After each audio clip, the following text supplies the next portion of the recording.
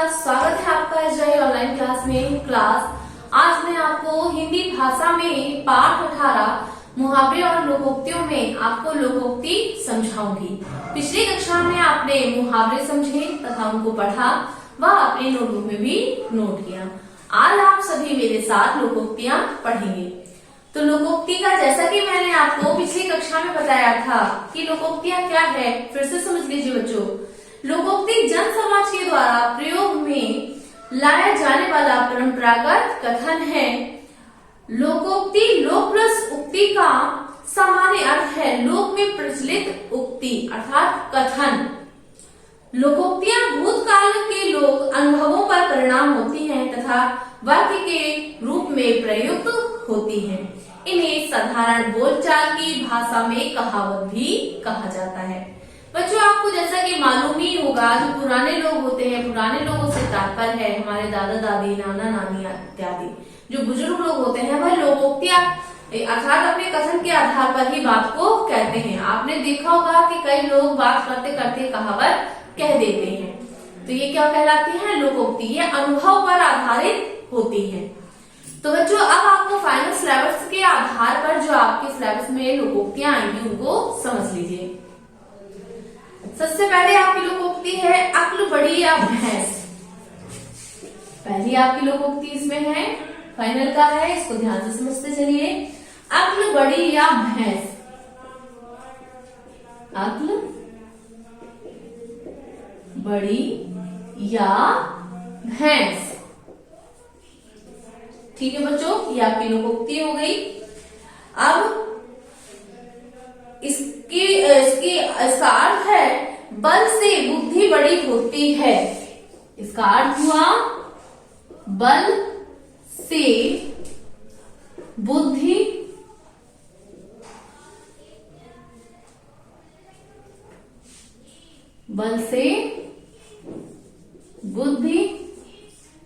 बड़ी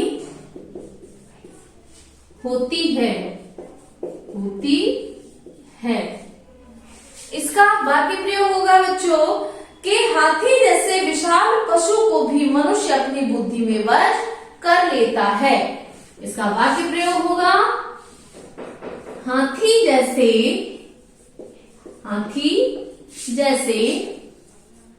विशाल पशु को भी मानव अपने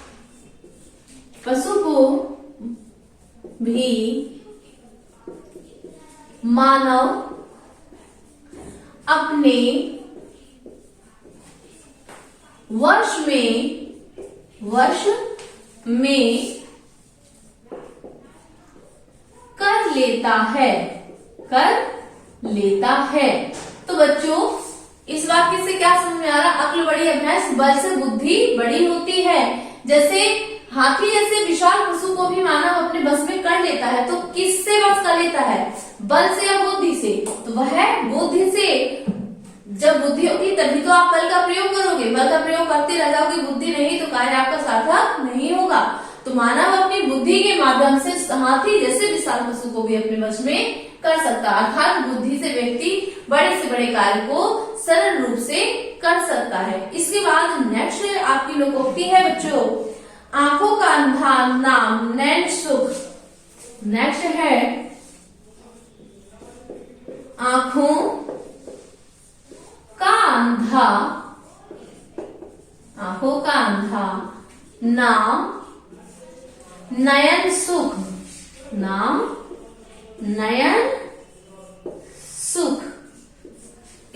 इसका अर्थ है बच्चों नाम के प्रतिकूल कार्य करना।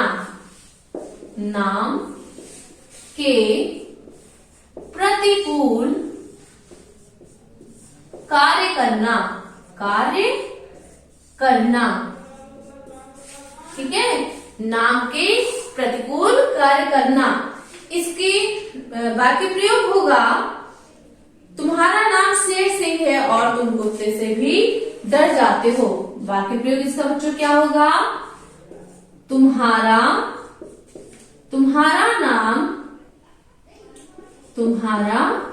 नाम शेर सिंह है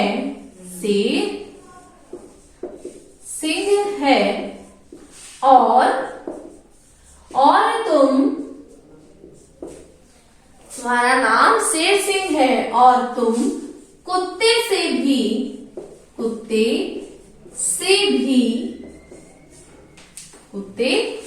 भी डरते हो। अर्थात आंखों का अंधा नाम नयन शुभ, अर्थात आंख नहीं है लेकिन आंखों को शुभ को दर्शाना, तो नाम के प्रतिकूल कार्य करना। तुम्हारा नाम तो शेर सिंह है परंतु तुम कुत्ते से भी डरते हो, अर्थात नाम के विपरीत कार्य का होना।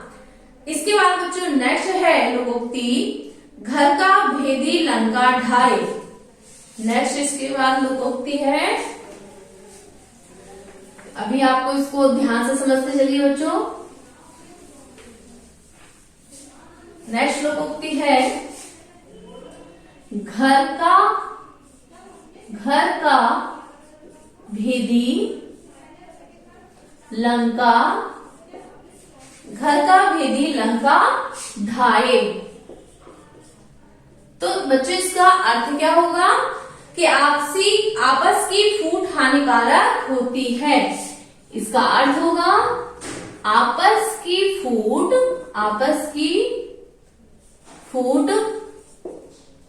हानिकारक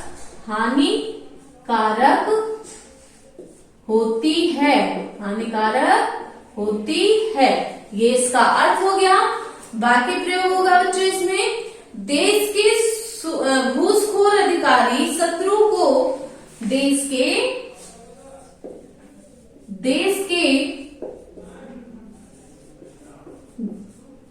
घूसखोर अधिकारी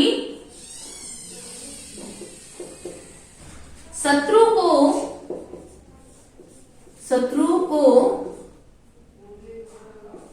गुप्त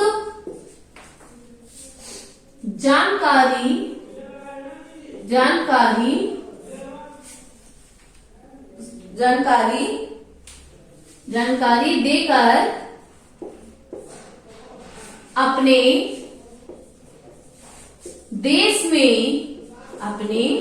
देश में आतंकियों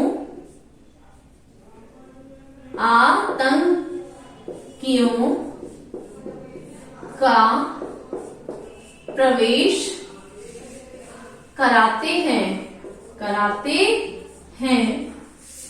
इसे कहते हैं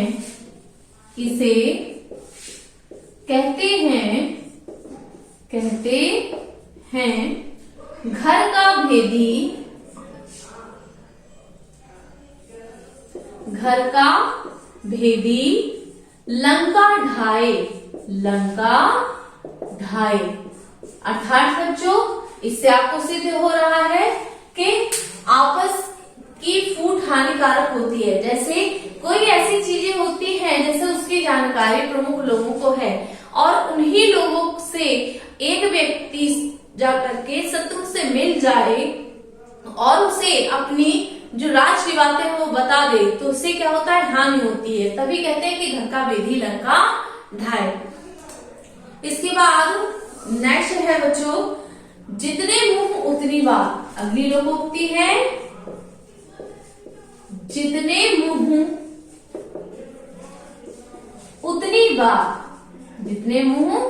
उतनी बात। इसका अर्थ हुआ कि प्रत्येक की राय अलग अलग होना। इसका अर्थ हुआ बच्चों प्रत्येक की राय अलग अलग होना।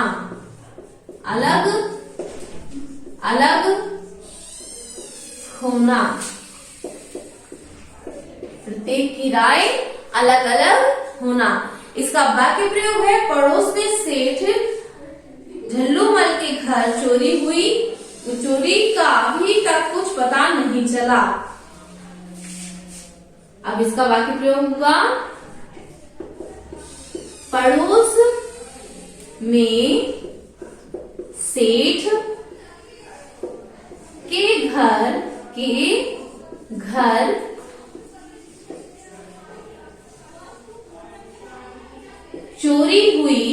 चोरी हुई, परंतु अभी तक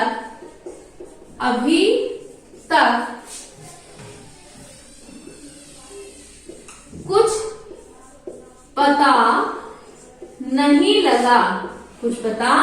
नहीं लगा, क्योंकि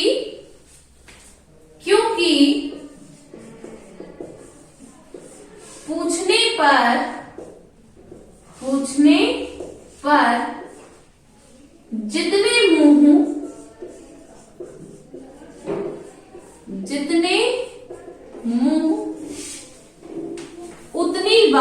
जितने मुंह उतनी बात। तो बच्चों इसमें फिर से इसको समझ लीजिए, क्या है इस लोकोक्ति में कि जितने मुंह उतनी बात, अर्थात प्रत्येक की राय अलग अलग होना। पड़ोस में सेठ के घर चोरी हुई, परंतु अभी तक कुछ पता नहीं लगा, क्योंकि पूछने पर जितने मुंह उतनी बात, अर्थात किसी चीज का एकजुट होकर आंसर ना देना, अलग अलग बातें कहना, तो तब तक ना पहुंच पाना। तो इस प्रकार से बच्चों आपकी ये लोकोक्तियां पूरी होती हैं। आशा करती हूँ कि आपको लोकोक्तियां समझ में आ गई होंगी। आप अपनी फेयर नोटबुक में इन लोकोक्तियों को करेंगे तथा इसको याद भी करेंगे। तो बच्चों आज के लिए इतना काफी है। आप सभी का दिन मंगलमय।